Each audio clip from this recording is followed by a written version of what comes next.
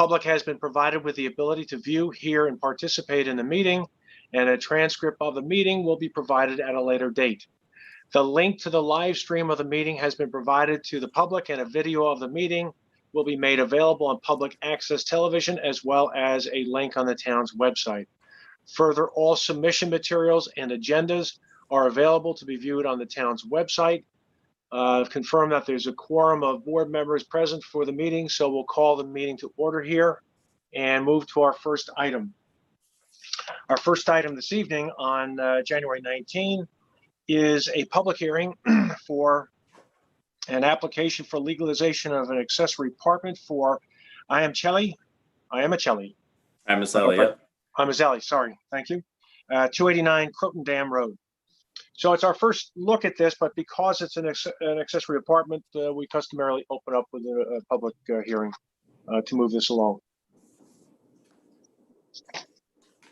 So give us a quick synopsis of why you're here, and we'll take it from there. Sure. Good evening, planning board. My name is Ed Iamichelli. I'm the engineer of record, and I'm also here with Ralph Iamichelli. Sorry, Bob, do we have to have a motion to open? Yes, we do. Thank you. Yep. Thank you, Felicia. Is there a motion to open our public hearing? Motion. Second?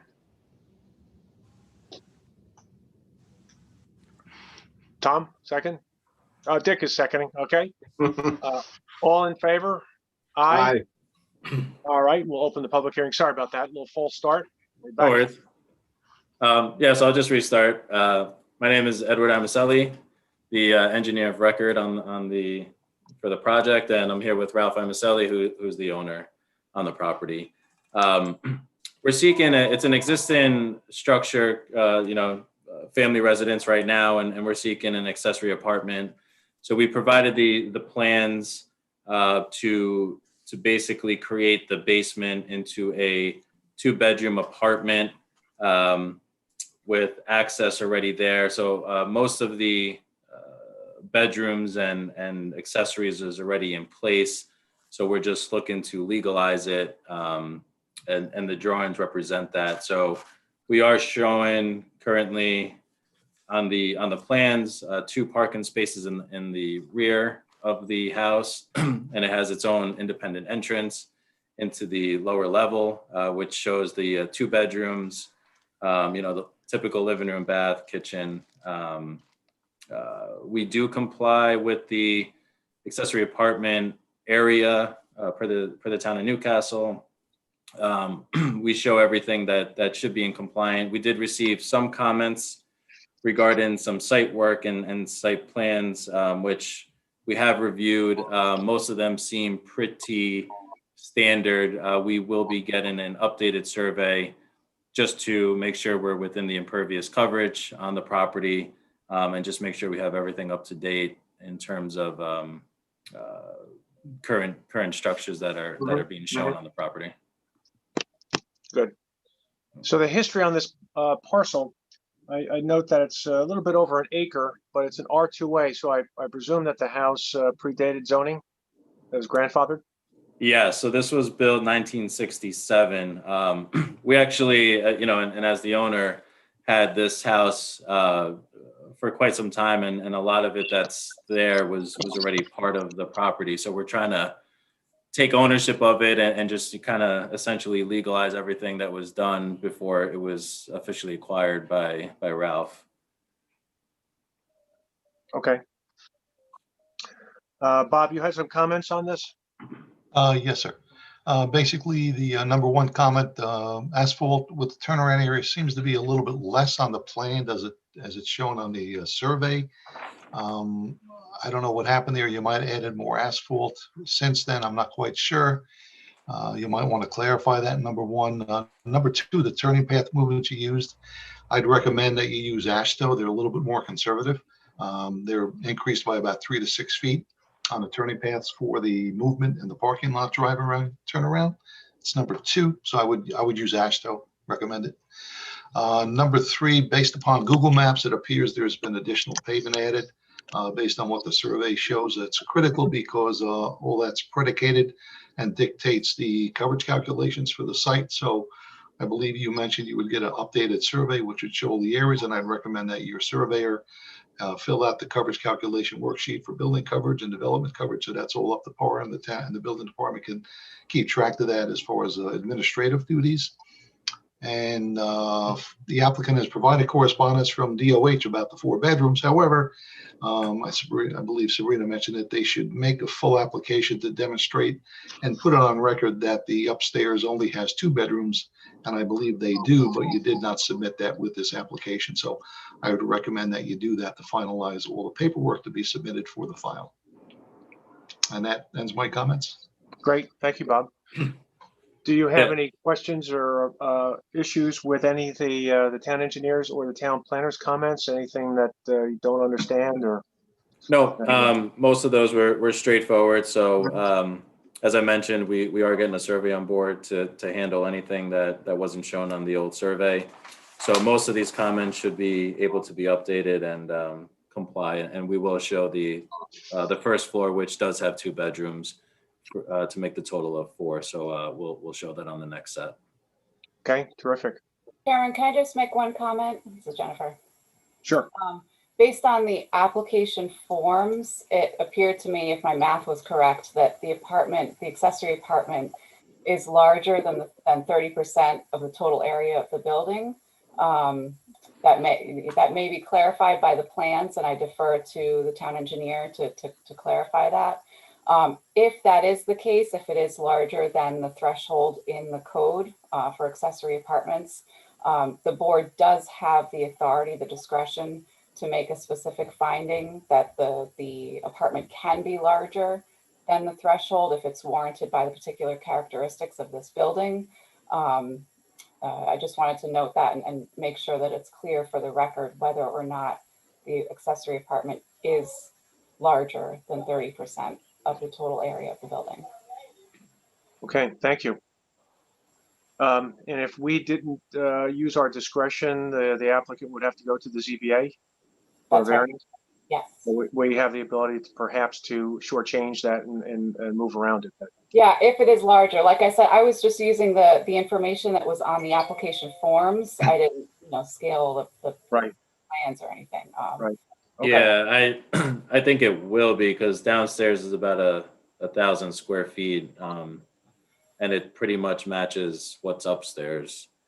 So it's, we're definitely not 30%, I would imagine. We could, once we draw up the first floor, but I don't think we're gonna be there. But it's, as I mentioned before, it's already, we're just using whatever was existing to make it 30%. We're reducing it by 1/3. So we would recommend look into that for us.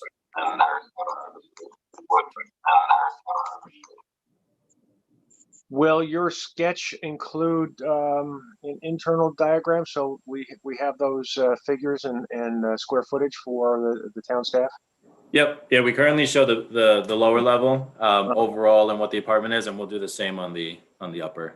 So you'll have the totals.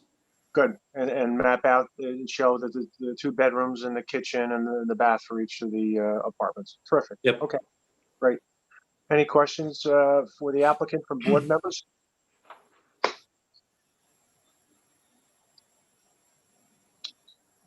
Okay, Carrie, do we have anyone online who is interested, wants to raise a hand and have a comment or a question? There are no attendees right now, and I don't see anybody on YouTube. Okay, keeping our audience consistent. Okay, all right. So I guess we will, if you can get these changes into staff, we can get you rescheduled and reschedule the extension of the public hearing, and perhaps we could also instruct staff to drop the resolution in anticipation of approval at the next time we get together. Perfect. So, I just have a quick question. Sure. And I'm sure it's in your calendar, and I apologize, but do you know how many weeks I have to submit in order to get onto the next agenda? No, I don't, but Felicia does. Yes, the next meeting is February 2nd, And the submission deadline, has passed. So February 16th meeting, the submission deadline is January 25th. So if you can get that all into us next week, by next week, we can get you scheduled for the second meeting in February. Okay, yeah, most likely we would be in March just due to the survey that's gonna hold us up. Okay. But that's yeah. fine. I appreciate it Mr. though. Yamicelli, I'll send you the schedule for our meetings and submissions. That'd be great. Thank you so much. Sure. Thank you. Great. Well, not seeing any other questions. Is there a motion to adjourn the public hearing and also to instruct staff to draw up a resolution for our next meeting? Motion. Second? Second, Okay, all in favor? aye. Aye. Oh, watching Dick's thumb. Okay. Very good. Bob, I presume that, that the resolution in favor would include, what Jennifer brought up, the discretion to allow the greater than 30%, which I'm very much comfortable and in favor of. I just want to make sure that we're acknowledging that. Absolutely. We would make sure if it turns out that it sounds like the apartment is going to be greater than 30% of the total area of the building, we'll make sure that the resolution recites that provision and makes that finding to allow it to be larger than 30%. Great. Yeah. So Jennifer, just in anticipation, we have discretion on this. Do you have any feeling for any history on just how far that discretion might go in terms of percentages? The code just says that you are allowed to, you're permitted to have the apartment be larger than 30%. And it says if warranted by the characteristics of the particular building, which may include but not be limited to consideration of its existing floor plan and structural characteristics. So it doesn't give, that you can allow it to be 20% more than the 30%. It doesn't give a threshold. It leaves it totally within your discretion. But you do have to make the finding that it's warranted by the characteristics of this particular building. Okay, I'm not so quick to say there won't be a problem here because we don't know what the numbers are yet. So, but we'll find out. I can have Tom DePaul look at that. He'll look at that all the time. He'll make a determination to see how much over we are, so the planning board can feel comfortable on their discretion. Great, thank you. But Yeah, it we'll sounds- give that. It's going to be around like 40%, I would imagine, because the upstairs plus down is around 2,500, and this is 1,000 plus or minus. So you're looking around 40-ish. But we'll make sure we give you the proper percentages. And it sounds like this is an upstairs, downstairs split, right? Correct. Right. So that the physical characteristics of the building would, the natural split here is an upstairs, downstairs, which would push it over to the 30%. But sounds like the finding itself, if warranted and if we wanted to do it, couldn't be met relatively easily based on the physical character of the building. At least that's how I'm hearing it. Yeah, if that's the case, yeah. Right. Right. Yep. And I think it would be helpful to get Tom's input on that sooner than later so that the resolution recites the specifics in this particular application that would support this discretionary decision. Will do. Great. Thank you, Eldad. Very good point. Thanks, Tom. Okay, we set, so we'll see you sometime in March, perhaps. As soon as you can Yes. get your survey done, just contact staff and let us know when you got your material together, and we'll schedule you. Great. Well, thank you so much, Thank guys. you so much. Have a good evening. Okay. Okay, thanks. Yep, bye-bye. Thank you. Bye-bye. Bye-bye.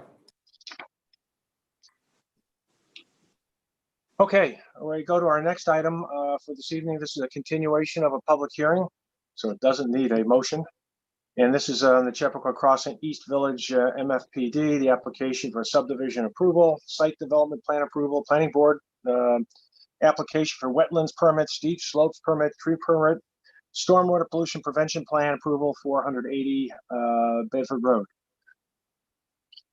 So we have some draft resolutions, and my understanding is that the applicant has had a chance to look at these, I hope, and comment. And of course, we've gotten a chance to look at these as well.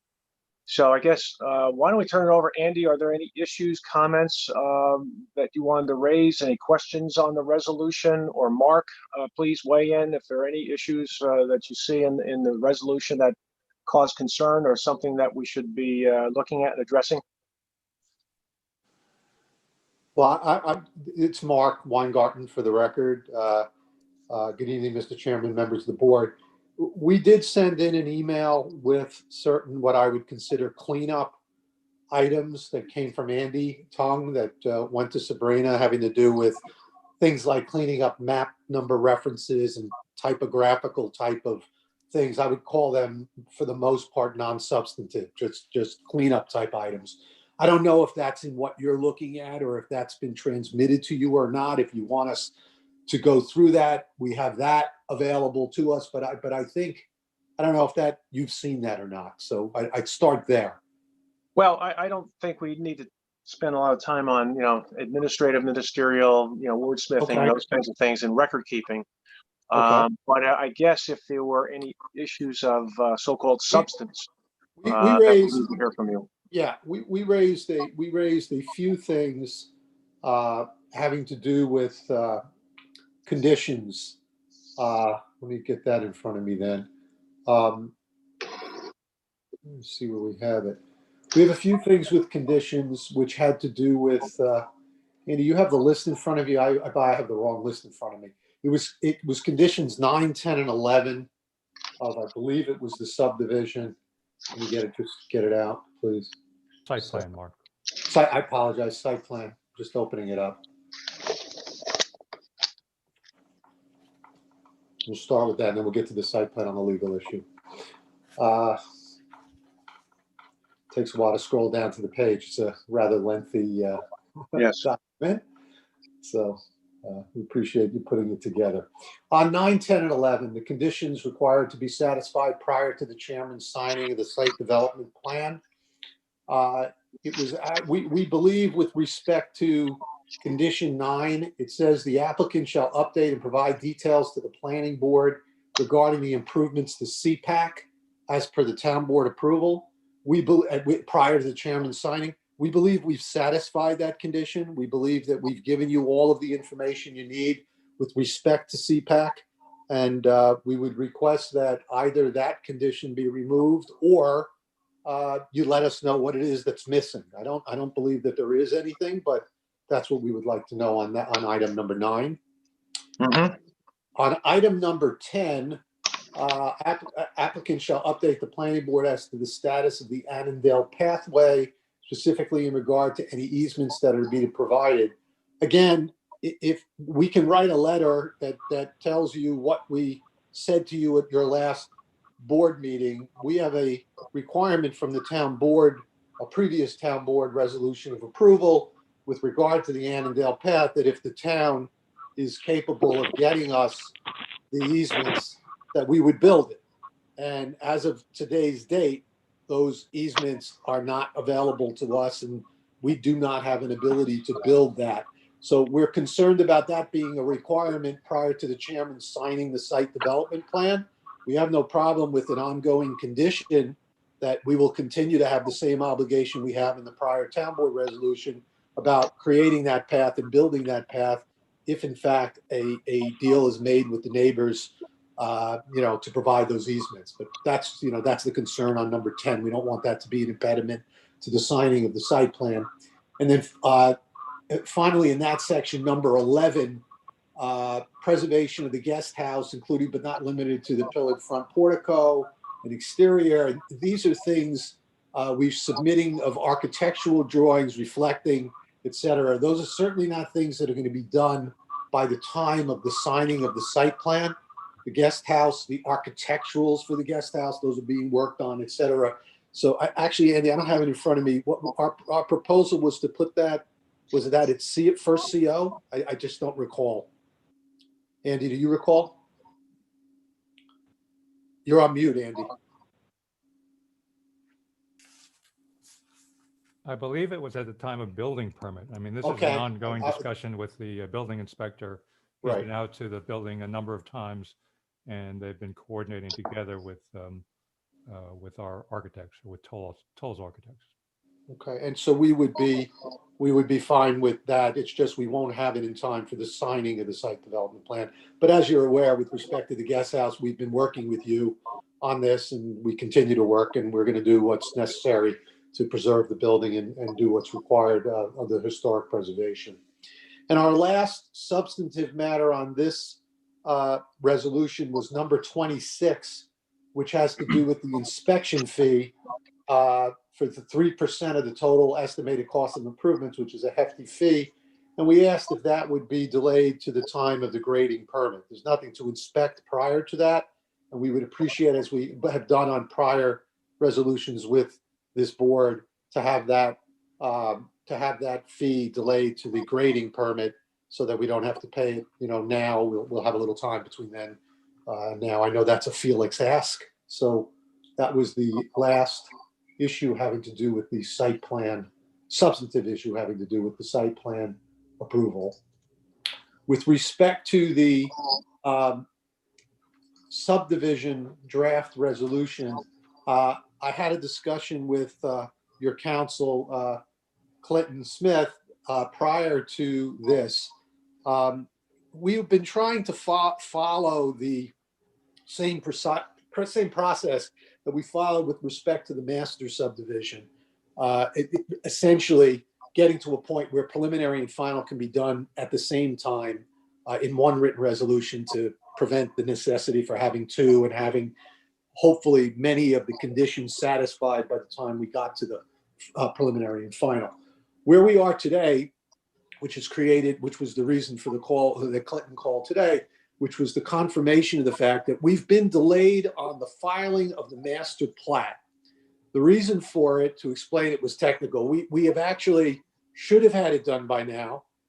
It has been reviewed by the Westchester County Department of Health, and it was, in fact, found to be satisfactory after the changes were made. Unfortunately, in anticipation of closing, the applicant for the master subdivision transferred the deeds to the property to another related entity. That's part of the financial aspects of what's going on. It's a entity that Felix is involved with, but it went from one entity to another entity, the deeds that were involved. So now we have a master subdivision that was sent with a signature block of the applicant, who's no longer the owner of the property, which creates a title issue for us. So what we've had to do is go back and change the signature block. That's it. So that the appropriate title owner is reflected on the master subdivision plat. We will have to put in a paragraph here in the subdivision resolution just mentioning that there was a transfer. So you'll see there was an applicant and now there's a successor in interest. And when that occurs, we will file. We anticipate to have that filed, we would hope, by your next meeting. So where we are today is we're not in a position where we have the filed master subdivision.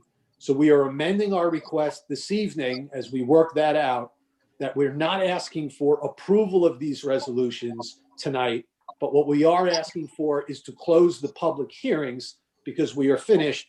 We will make these minor changes to these resolutions of approval, or your own people will make these that we chatted about. And if you had any questions, we're happy to talk about those. And we hope to be in position, if not in 2 weeks, depending on how long it takes to get certain things at your meeting after that, to be finished with everything and have both a preliminary and final subdivision approval and a site plan approval that evening. And I apologize if that's confusing, but that's where we are. Right. No, it is confusing, but that's okay. We're used to it. Where are we? We have this, Bob Sealy's been keeping track, I think, with your team, of various and sundry points, conditions on the master subdivision filing. A number of conditions here that at least we're unaware of in terms of the status. Now we know, basically, and I'll let Bob talk to it, but speak to it. But basically, he has about 25 conditions. He knows that one has actually been done. He knows others are underway. But in some of these, I know, some folks say, well, it doesn't sound that serious, et cetera. But unfortunately, we still have, outstanding conditions from the retail that go back 5 or 6 years. And we really need to get these cleaned up. So perhaps what you could do is perhaps run through this. I don't know if you have a copy of it, or we can put it on, Bob, if you can post it. And we can actually run through these, and you guys can give us, an estimated ETA in terms of where we are on these and when you expect to have them finished. We sort of did this very informally in December when we ran through these conditions, and I think I asked the question, well, do you think you'll be ready in 45 days, 75 days, 90 days? And I think the response then was that we think within 30 to 45 days we'll be set. So, I mean, it's very difficult. Everyone's operating under difficult conditions with COVID, et cetera, and the slowdown, working remotely. So if you could give us some sort of an update on these 25, if you can read them. Can you post that, Bob, so everyone can see it? I can't send it to my computer, but Matt Steinberg should have them all. He's the one who prepared it. If he can share it on the screen, Matt should have it. I will agree. Matt is in charge. He is the master of all. Mr. Matrix. Matt He is the Steinberg. master of the matrix. Hopefully he has it at his fingertips. Yeah, he's looking for it. Last date is revised 6/23/2020, Matt. The subdivision first you're talking about? The master subdivision approval resolution. It's dated 4/23/20 and last revised 6/23/2020.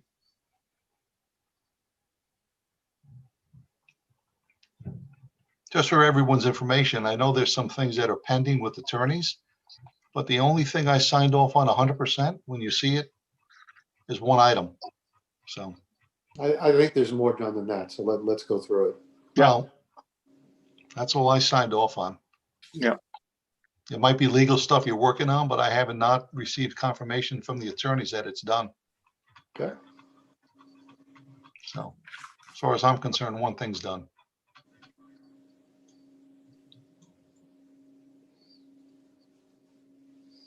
Okay. Does everyone see the table? Yeah. Okay.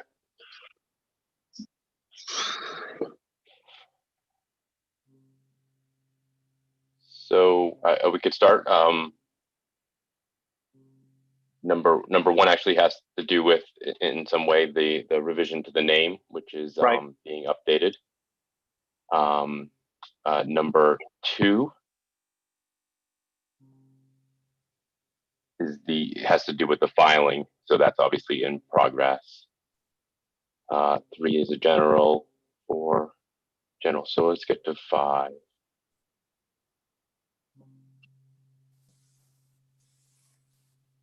So 5 will happen prior to the plat. Obviously, that is a time-sensitive matter. The final, the final check of taxes paid would be done at a certain period before the plat was presented to the chairman. It couldn't be done too early. Right, that will be done. Correct. Yeah, we have the letter from the town indicating that taxes are up to date. Right, but we're going to have to update is the point. But we have one already, and now we're going to have to get another one. I have not received a thing. When you send the stuff out, guys, if you don't send it to me and you send it to everyone else, I don't know what's going on, and I'm not going to sign off on it. So Dave, why don't you send that? No, sorry, Bob. Yeah, I mean, just send it to me. That's all I ask for. I mean, I don't make the decision, all of these things, but I have the enviable task to check off. Okay. And if I don't get them, I don't know whether they're checked off or not. So that'd be greatly appreciated. Okay. Number 6 is getting the Department of Health approval. They approved the plat. They signed the plat. We are actually having them endorse it again with the new ownership name. So that is in progress. That will hopefully happen shortly. The plat is in our hands, so it's being signed by ownership and the engineer on record before it goes to the DOH again.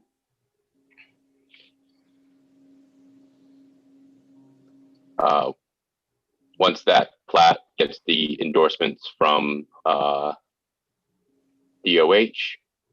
then it will be sent over to the town so the town engineer can take a final look.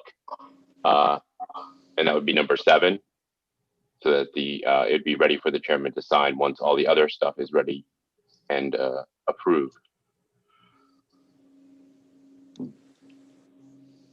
With it would be documents to satisfy number 8, which is proof of ownership. Has So any any of that been letters the submitted? attorneys need to. Clinton, have you Yeah. received any type of title report from the applicant regarding number 8?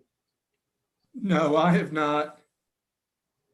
I don't know whether Nick has Ward Willis. So at number 8's where we were doing all these things, Bob and Matt, and it was number 8 where we kind of caught that the plat was missigned. I signed under the wrong ownership block. The ownership block had evolved. So So that's that's when you found Yeah. out about it? Yeah, that's when we had that little moment in time where like, oh well. So the title reports it has been updated on our end so that we can actually have the correct signatures under the. Remember, we have those lots on Roaring Brook. There's a lot of little pieces in here. But when you do get it, you'll send it to Clinton for his review and just copy me if you don't mind. Sure, be happy to. You can even sign it if you'd like. Just save us. That's above my pay grade. Number 9 and 10 deal with the easements. Those are actually, Mark, maybe you know more about the status of those. As far as I know, they are with council, town council being reviewed. And I don't think that's Clinton. I think that's Nick Ward Willis that's been reviewing those. Yes. I believe. Mm-hmm. Right, but he has those. We've prepared them, and we haven't heard that they're not satisfactory, but they have been prepared and they have been delivered. I mean, Bob, if you need copies of I those, spoke to Nick on this. I don't know whether he has it. I mean, again, guys, I didn't know you sent it to him. I don't know what's going on with Nick Ward Willis on that. If you can copy me on that, that'd be great. Because when I get these things and you copy me, I follow up with Nick. And I'd have something more intelligent to say, but if I'm not in the loop, I can't help. Right. I can't speak to you directly as to exactly because it's been Janet Dearest that's been dealing with, but I'll find out from her. My understanding is that they've been prepared and they've been delivered to Nick Ward Willis. Some time ago, by the way, not recently. So, but I will find out. And I think some of these technical issues on these easements have really got to be looked at very carefully by staff in terms of meets and bounds and measurements. Bob and I have talked about that before.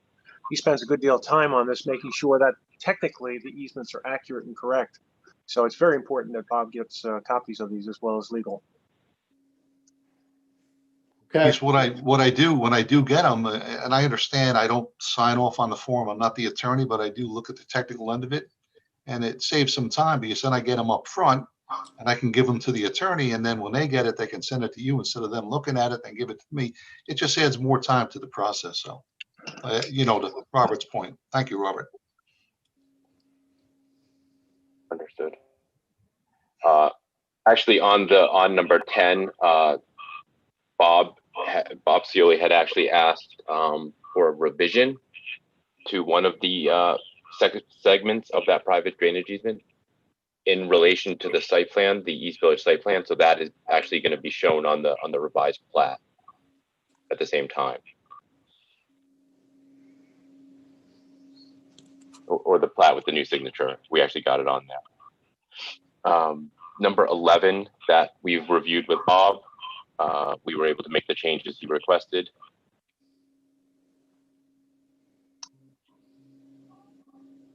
Number 12, it's very similar to the easements. It was submitted to town council. I believe that's another item that we'll have to follow up on to find out the review status.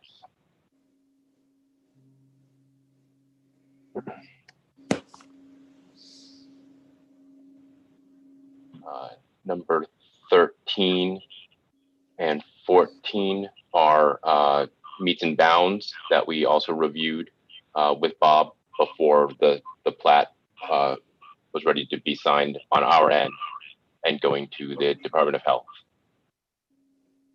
So that one's all set. Then Matt, you're finished with that? 13 and 14, yes. They were just clean up on the plat. So those were handled. Great, thank you. Yep. 15 is the trail easement that that's another one. It was a whole package of easements and declarations and exhibits that was sent to town council. I know that Janet had sent it. We'll check again. I believe, Bob, you were copied once. It has been quite some time, so we can forward it again, just to keep you in the Yeah. loop. Could you do me a favor? All the stuff that you sent to town council months ago, could you just copy me on all that and I'll follow up with Nicholas? So Clinton, you were not sent any of these? No, I was sent, excuse me, I believe I was sent all of these items. I was sent, I know, an easement, a declaration, and an offer of dedication. That it was without any of the exhibits, without any of the declarations or the meets and bounds. But I reviewed it on behalf of the planning board, but only cursorily, since it's not a planning board.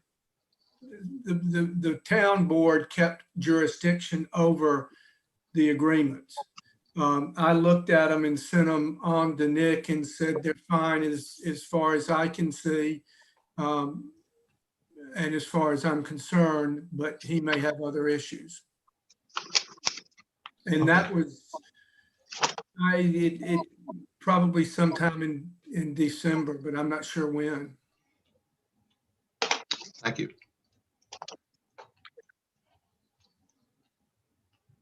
I mean, just so everyone knows, so the easement on the walking trail, it's the walking trail that the planning board has seen on the East Village site plan.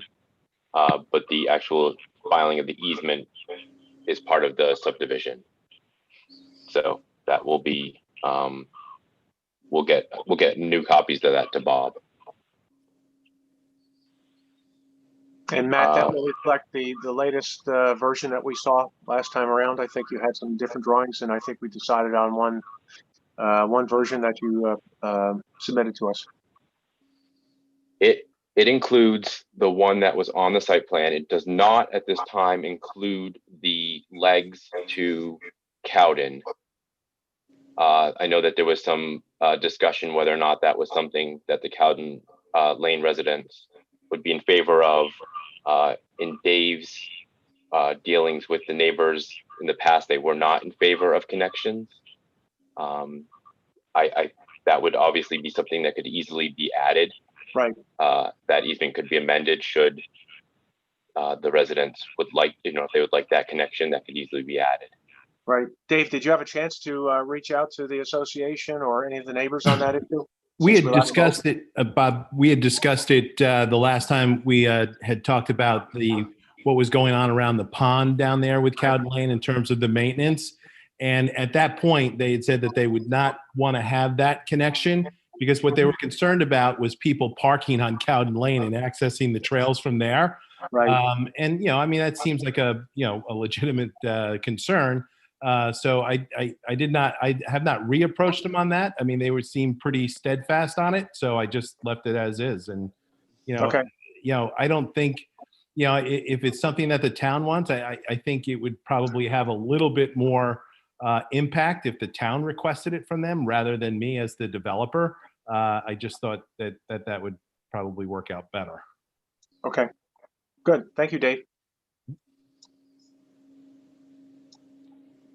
Number 16. So if you recall, the four parcels along Roaring Brook Road, those were in one of the town board approvals. Those were deemed to be what were called buffer lots. So in order to preclude further development on those lots, there'll be a conservation, there'll be an easement that was part of the package that was sent to town council that essentially restricts any further development on those parcels. So there'll be permanent open space. Okay.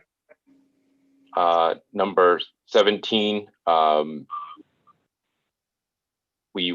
don't believe that there's any outstanding review fees, but we can coordinate with Felicia to make sure that there's no additional fees on that one so that they can be paid just prior to submitting that plat. So that it's fully up to date. Number 18, that's a condition that would be after the chairman signs. So those are further, and the rest of the conditions are actually would all kick in once that plat is signed. Right. Okay. Oh, by the way, Matt, if you want to put it in there, I received the acquisition maps from the state, Dawn Williams. I did Okay. get those. So you can sign off on that one. 20, that's the one I was talking about, the only one I received that I signed off on. Okay. I was So, going to circulate them. Excuse me? no, I was Felix chiming in. So Bob Kirkwood, we actually, when we got all the signatures, we had thought we were basically almost in a position to ask you to sign. It seems like, I think Janet had been talking to Nick about some of the easement and some of the legal documents.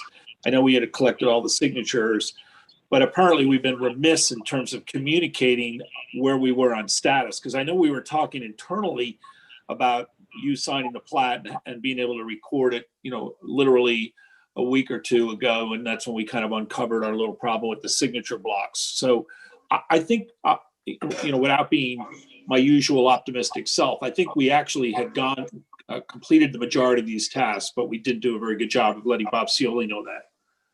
Yep. Okay. Thank you, Felix. I appreciate that. Yep. Okay. I guess what we should do now is, are there any comments from board members on the draft resolutions that we have in front of us? Again, I don't think we can take any action on this. First of all, it just doesn't seem proper to adopt resolutions on a lot that hasn't been created yet legally. It's about to be, I guess, but I think the fact that we have this pretty closely teed up is very positive. But any questions, comments from board members on the draft that we had before us over the weekend and before? Can you speak, Dick? Are you? Does the phone work? Can we hear you? Or I hear you. oh, we can hear you. That was good. You're back. You know the how, magic. Okay, excellent, great. Okay. So anyway, board members, any questions, comments?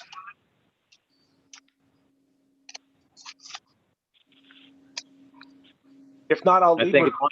I'll lead with one because might as well get into it. I think it's been laid out what has to be done, so it has to be done. Well, I had one question. I talked to Bob Cioli on this, and Bob, you'll have to again remind me where it is in here. But one thing we've talked about a number of times, and I know that the applicant hasn't been real happy and eager to jump into this one, but we do have recommendations on file from the Commissioner of Public Works and our town engineer regarding their preference that we have a loop of the water line running from the housing development down to Cowden Lane. And the Public Works Commissioner has cited this is what we normally do. They like to see it from the standpoint of public safety. They like to see it from the standpoint of maintenance, inconvenience to other town members, other parts of the town even, during maintenance and shutdowns, et cetera. So what we have in here right now is it's been changed a little bit. And all it is just showing an easement, an area where such a loop should be installed. And from my perspective, this is something that we always do wherever we can as planners. We have, I think, abundant examples of precedent. And I think it would be a bad precedent for us not to take the recommendation of our Commissioner of Public Works and our town engineer and not pursue this. And at least pursue it to the extent that we have details with regard to not just the area and just where the easement will go, but the actual engineering, the drawing of the plans. And I'm perfectly willing to leave, if it's possible, some sort of language with an escape clause whereby the town board or the town and the applicant speak later on in terms of costs and perhaps allocating costs or sharing costs. But I think to leave it out, I think that is another question that people have to be comfortable with that. But I think it would be a very different and bad precedent for us not to follow those recommendations. We always do. And I understand that there's a cost involved, but there's a cost involved with everything we do. whether it's stormwater, walls, engineers, stamping, and all these things. And it just seems to me that not to do it is the wrong thing. So my preference would be that we would amend and put those as conditions. I'm not sure when that should be done. I leave that to the legal folks in terms of when they think it's appropriate, but I think that should be part of this plan. So if I could offer some thoughts about that, and Bob Cioli, you can probably help out a lot on this one. The first is it good engineering practice to put the loop in? And I think I'm guessing the answer is yes, for all sorts of reasons. There's nothing bad you can say about redundancy in situations like this. I'm thinking of other examples where we have the authority and under doing it prudently, I hope, in every case, to suggest, for instance, when there is might be a subdivision road which is a dead end, that we would ask for a connection to sort of another side to a public road which might be nearby, just to make sure that traffic is flowing properly. The fire department has certain regulations about what's appropriate for them to provide the right service, and ask not more than ask, but require that the applicant provide accordingly. And so I think that there are probably a number of instances where we ask for these engineering planning conditions in order to follow best practices and have a subdivision which is going to work in the long term. So I guess the first question is, I'm guessing the answer is yes, that this would be sound engineering practice to put that loop in. And I'm just wondering, why would the town board feel obligated to help share cost on it if it's essentially part of that loop would be serving the subdivision, I would think. I mean, I don't know who else it would serve. So I'm grossly ignorant on the subject, but it just sounds to me like it's the right thing to do. So can I respond to that for a second? I'll handle the cost side, which I'm sure doesn't surprise you. Hi, Tom. Hey, Felix. We're about $9 million into permits and approvals. The list of what we've paid for includes all of the traffic improvements, which came in at 2 times what the original budget was. And that's not counting the whole dance that we did between the T intersection and the roundabout. Right. The prior town supervisor asked me as a favor if I would make all the improvements and repave all the entrances to the school. We did that. We gave you the 4 lots. Chappaqua went from a gift to a gift that kept giving. The costs here have been significant. Nowhere in any condition of any of the prior discussions has there ever been a requirement to connect a water line to Cowden Lane. It's my understanding, and I'm usually the least informed on engineering, that there's a wetland crossing here. So we are happy to give an easement. We do not want to pay for it. We think that we've politely paid enough, and we're still curious where the $1.5 million that we gave you as an impact fee has gone. And where has that been used? Because to our knowledge, despite that you guys have volunteered endless hours to try to work through this project with us, we're not aware that anyone has ever used any of that $1.5 million for anything. As the person who's been involved with this since 2004, I can tell you I have forgotten more than I remember, but I do remember where the dollars go.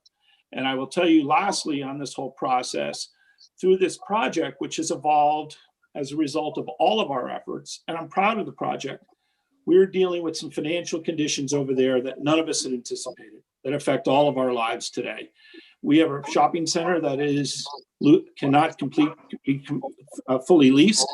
We have tenants there that are failing. We have a very challenged economic environment. And frankly, the reason I had to buy our financial partner out is because they were done. There was no dollars left to complete this task.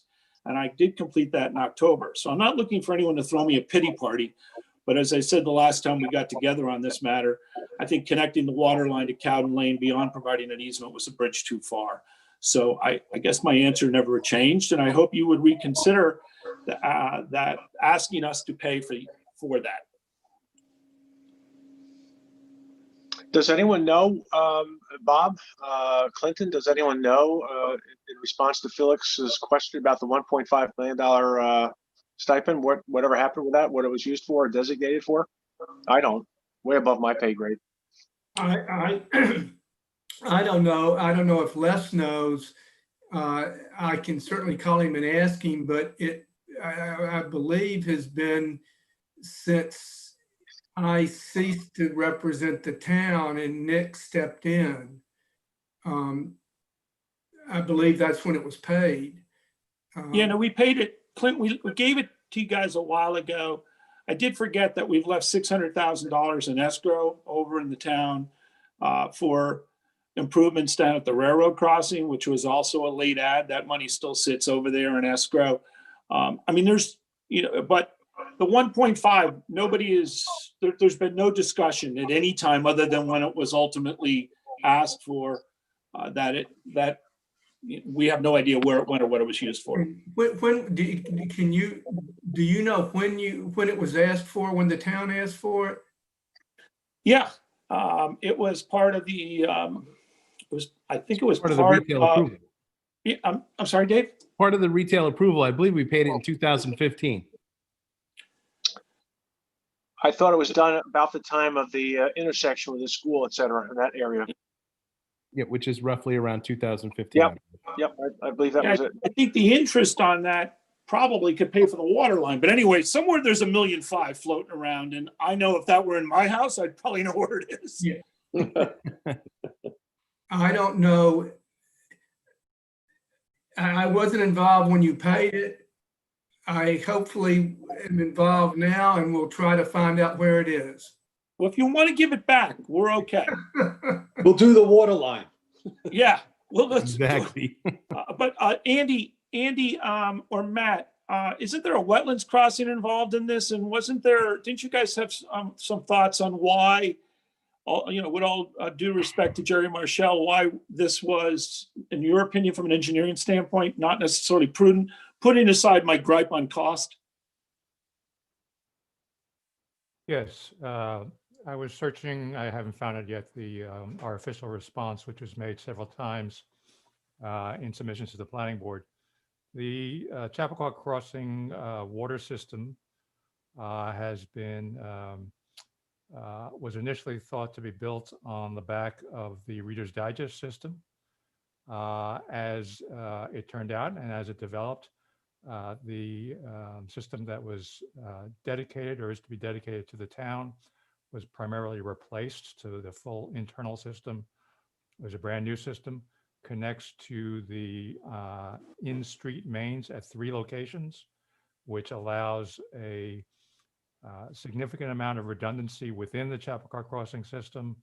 That means that if at any point in time there's either a break in the main or a section that has to be removed, all sections of the site can be served from a second, from 2 and 3, or a second and a third source, that is connection to the outside Newcastle mains. The connection at the north end of the East Village to Cowden Lane, while, as Mr. Curley said, all redundancy is helpful, would have no benefit to the Chappaqua Crossing system because, as I mentioned, all sections of the Chappaqua Crossing site are fed from 3 locations. It would, however, have a benefit, and we all recognize this, to the Cowden Lane, to the north end of Cowden Lane, which is the reason that we had proposed that an easement be provided for the town's future use, should it determine that the Cowden Lane north end was in need of additional backup, so that line could be put through. As a practical matter, it would extend from the East Village across the wetland that exists on the east side of the site. So there would be some wetland disturbance required. It wouldn't be the first time a water line or a sewer line went through a wetland, but just a matter of where that line would occur is that would be additional disturbance. and additional excavation. So I agree with the chairman's assessment that redundancy is good. In this case, we did not believe, and I was not at the meeting that Mark Ratz had with the DPW staff, but it was my sense that they also saw our point that there was no benefit to the Chappaqua crossing water system because that was already connected out to the street in 3 locations. Andy, can I ask you specifically for the East Village neighborhood, that the connection to the internal system there, is it just one point of connection 2 to points. feeding the neighborhood, or are there 2 points of connection? There are 2 points of connection at the entry road and the loop road, and then an internal circulation or internal loop within the East Village. Makes perfect sense to me. It sounds as though this this connection to Cowden Lane, although it would be an on-site improvement, it would essentially be to off-site benefit. And if it seems to me that if the town wants to benefit the Cowden Lane residents, then the town, this maybe is a public works project that the town ought to take up. Or charge the Cowden Lane people who are the beneficiary of the water line. So, well, in other words, I'm trying to help you, Felix. It's not your responsibility. Right. Well, that was my earlier speech, but yes, thank you, Tom. I agree. Well, that's why I phrased it as I did, with an escape clause, and with the town would have the ability to look at this. So if the board members are satisfied with just a designation of an easement area, and we would have the meets and bounds for that easement, and the applicant would set that aside for some potential future use by the town for the benefit of the Cowden Lane area. It was my impression that the recommendation from the Public Works Commissioner was that there was dual benefit to both the East Village as well as Cowden Lane. But if in fact technically it's really for the benefit of Cowden Lane, it does seem to be a bridge too far to ask of this applicant. Thank you, Bob. Can I say one thing engineering, Robert? Can I say one thing engineering wise? And I'll refer to Andy and the engineers on this.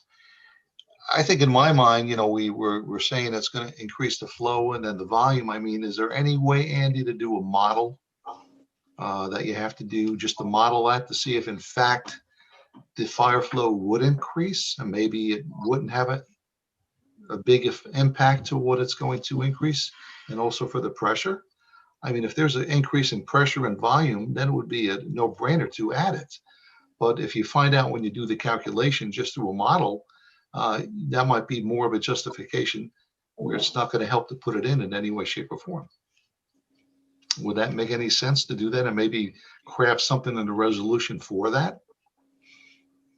I was never under the impression that there was an issue of fire flow, Bob. I thought it was just for if a line is out of service, then there would be no service to a location. That's covered by the 3 connections. I believe the fire flow would also be covered by 3 connections.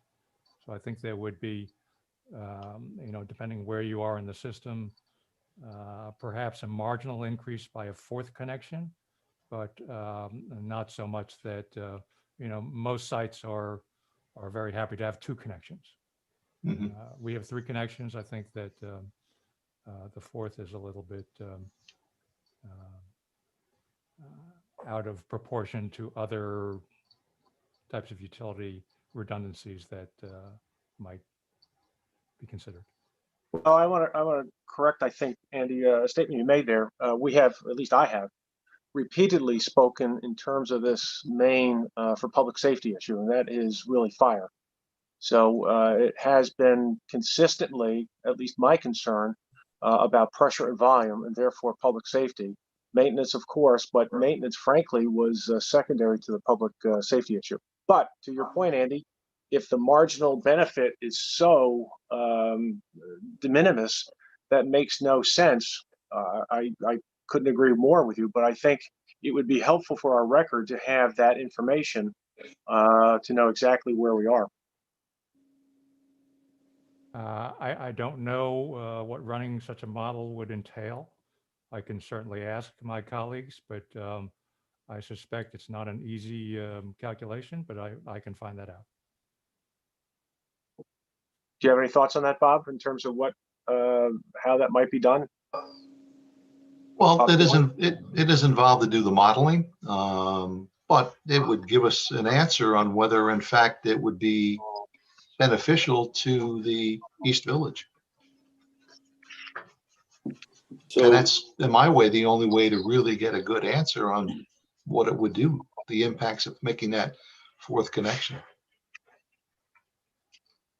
Now, the Cowden Lane line that it would connect to is only served, I believe, from Bedford Road. So it's the pressure that's coming from Bedford Road is already coming from Bedford Road. We have a line coming out to Bedford Road from the main entry drive. So there's no additional loop that I'm aware of that would be adding to that from that direction. Right. I mean, it's hard to speculate until you, let's be honest, run the numbers engineering wise. So that's my recommendation to the board.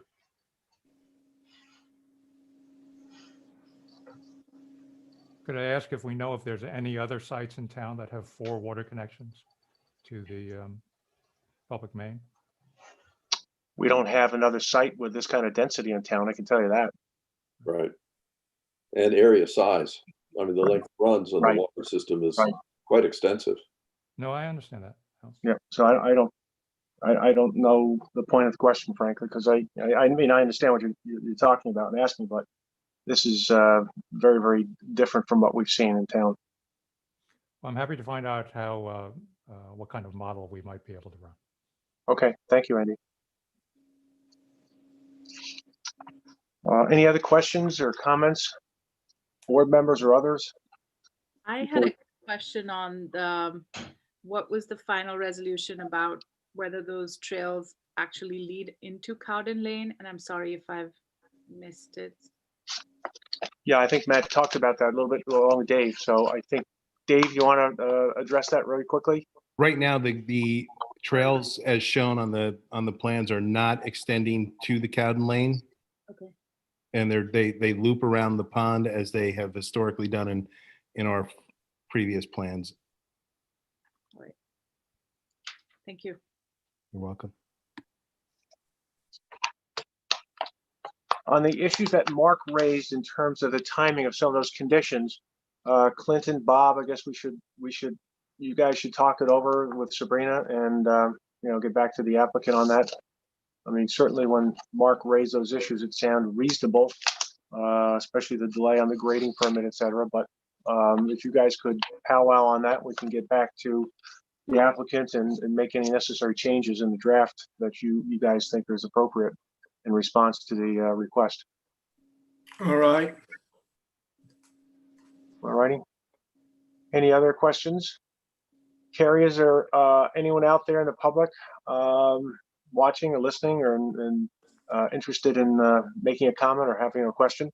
There is someone online. If you're interested in speaking, just raise your digital hand.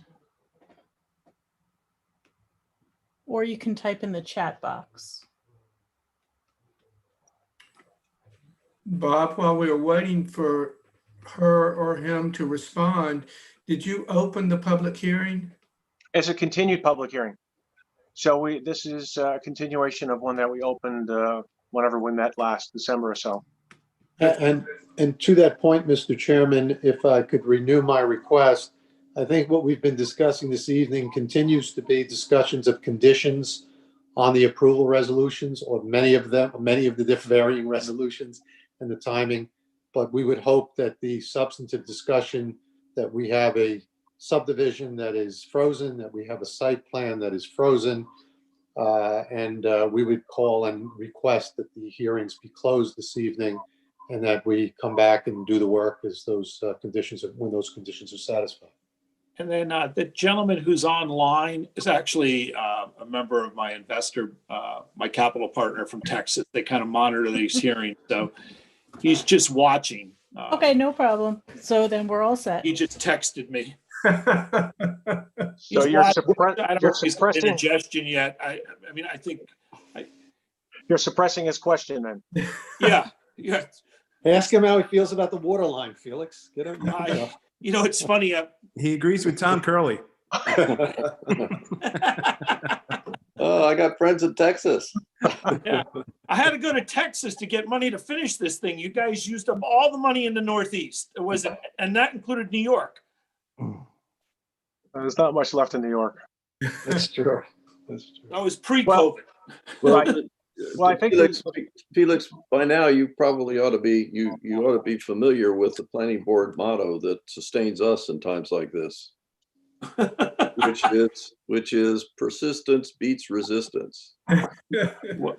Well, it's you should probably say I saved the speech for the very end, but it has been a long and winding road, as Paul McCartney once said, and but I know we're at the 1 inch line, but it would feel good to be on the other side of the goal line. And I do remain grateful that you guys have worked with me through this period of time. And I don't know, it seems like through all of it, we've managed to find compromise and get along. And I look forward to the final vote. Are we thinking, it's still me, so I'm going to ask about when. So you just think I've lost everything off my mind. Are we looking at Feb 2 or are we looking at Feb? I just understand that the signatures. Felix, if I could, our request is to, just so I can make it clear to everyone, our request is to close the hearings this evening and to be asked to be put on for February 2nd, which is conditional upon our filing that master subdivision plat and having those conditions finalized. And if we are not finished by then, we would write you a letter and ask to be put on the next meeting. But it's our hope to be done by then. But if it can't be all accomplished by then, we would ask for an adjournment of that. Thank you. Well, I've talked this over with staff and council. From my perspective, I'm a little uncomfortable closing the public hearing, not because there's much in substance that we're hearing from the public. The issue, of course, is the clock. So once we close a public hearing, we're down to 62 days to either approve or disapprove an application. I think it would be very, very awkward after all these years and all this time to be in a situation, especially during these COVID times, where you guys have not gotten your master subdivision somehow, some way done, filed, approved.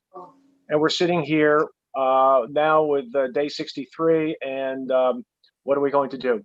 We're going to do a default approval. I doubt it. Are we going to do a disapproval? We don't want to do that. That's nuts. So I don't see what we're really gaining by closing the public hearing. We have our documents teed up. We'll make whatever fine-tooth changes we have to make. But I am very uncomfortable with closing a public hearing and having that clock start, especially in these days, especially given the optimistic days and reports that we've heard from in the past in terms of we can get this done. I don't see why we would want to put that undue pressure on us. Get the master subdivision approval done, approved, filed, and then we can come back in here and then start to work on the master subdivision application, which we also need before we can do the site plan. All of those points are well taken, Mr. Chairman, but as we've said in the past, as you've laid out, the pressure wouldn't be on you, it would be on us. And frankly, at the end of 62 days, and God forbid it takes that long for what we need to do here, we are the ones, we have a right to waive that 62 days. And of course we would, because otherwise we would have our entire approval blow up on us. So as we've done in the past, there's nothing that prevents us from going to do that. What it does is it creates some comfort in us that there's no new issues coming. We're dealing with the conditions that we have. We're dealing with the resolutions. We've got a closed hearing, and we are all very confident because we have the master subdivision now. We have that, I think while Bob is correct, and maybe he wasn't brought in the loop and said there's only one of the 25 conditions done as we went through them, I think you'll understand that most of those, the ones that are at least right now, can't wait till later. is sitting in the town's hand for review for the easements and the various documents you're looking for. So we expect that that's going to be done very quickly. So again, it is our request. That is the position we're taking. Of course, we would be waiving it if we had to. And, you know, it's our request, but of course the board will take its action this evening. Okay. Well, anyway, I remain uncomfortable with it, but we should hear from other board members and Clinton and Bob even on this issue. I think if you adjourn it until the first meeting in February, assuming you have room on the agenda, that would give Bob Cioli and me time to talk with Sabrina and with Mark. And I believe that based on that conversation, and possibly with Nick, based on those conversations, we should be able to put all the pieces together and have a good sense of when the cake will be baked. Mm-hmm. And I realize Mark's concern, but 2 weeks, I think, is not too much to ask, and it would give us time to do it. Okay. Board members, Tom, Eldad, Kanan, Dick. I defer to Clinton on this, and Bob, if you're hesitant, then I'm respectful of that. So I actually see no harm in waiting for a week or a couple of weeks while these things get sorted out. It's a little bit unfortunate that we have things happening between the applicant and the town board that the planning board and the Department of Development staff are not party to, because I think these things probably could have been pushed along a little bit more expeditiously had that happened, but this is where we are. So I see no problem in postponing until our next meeting if these things can be wrapped up by then. Okay. Dick, Eldad, Kanan. I mean, I similarly defer to you and to Clinton, and I echo Tom's sentiments as well. Okay. Dick, were you talking? I didn't hear you. Yeah, Dick, just dial *6 again to unmute yourself.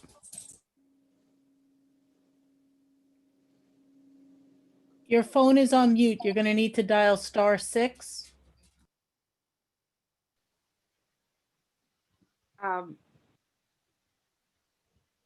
In the meantime, I too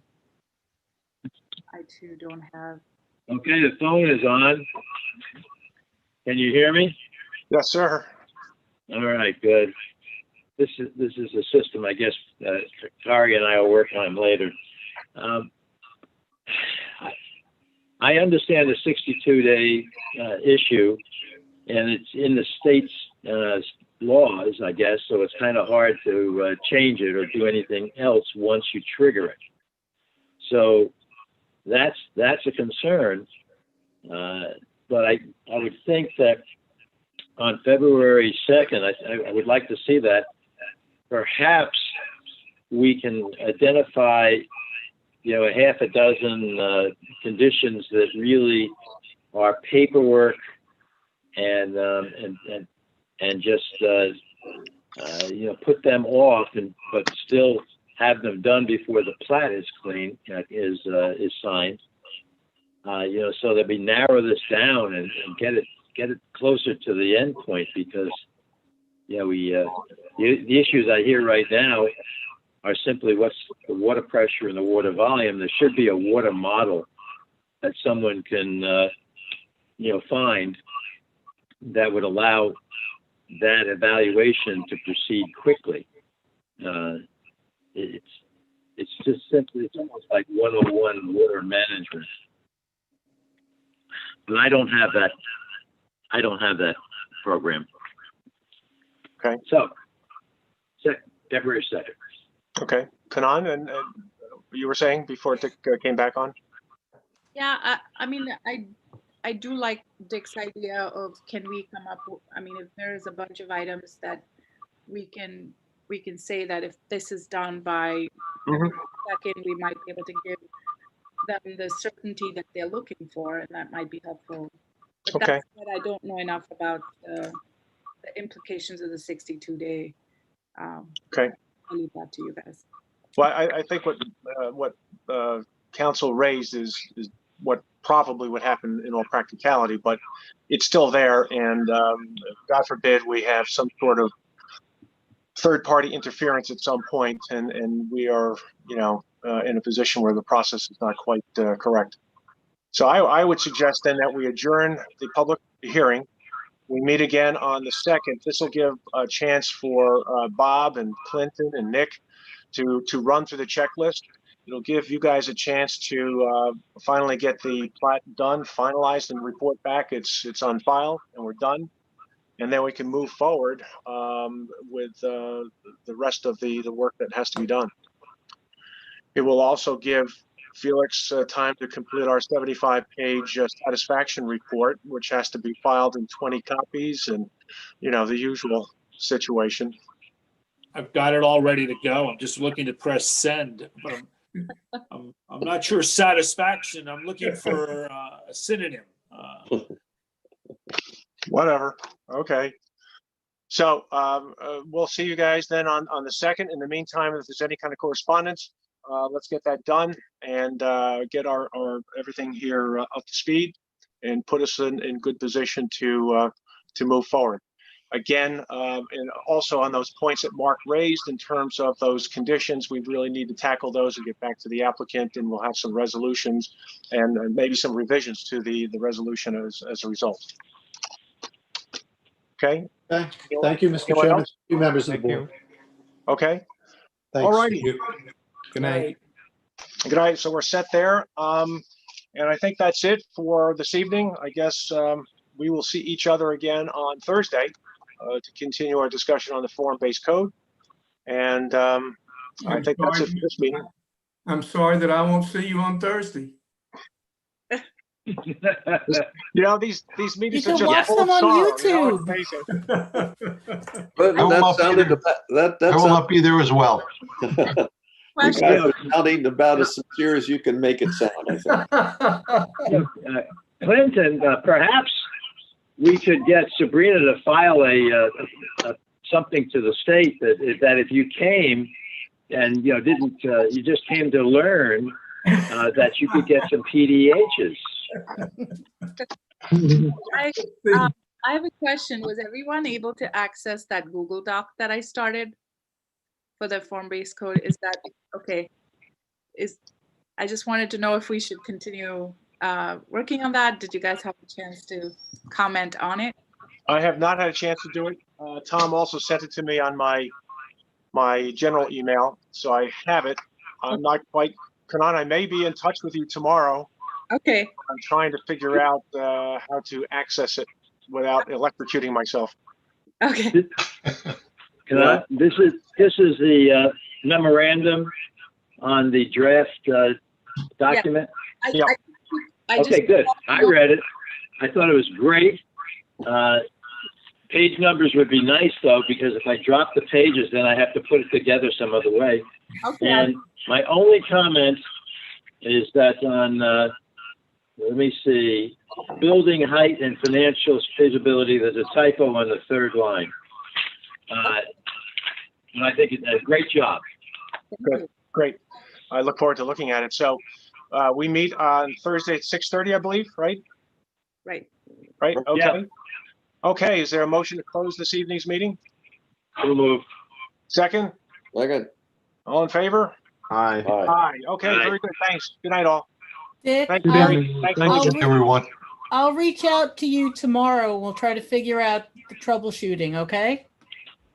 Sorry, Clinton. what are you and I gonna do here? Clinton? Oh, he checked out. What? No, I'm here.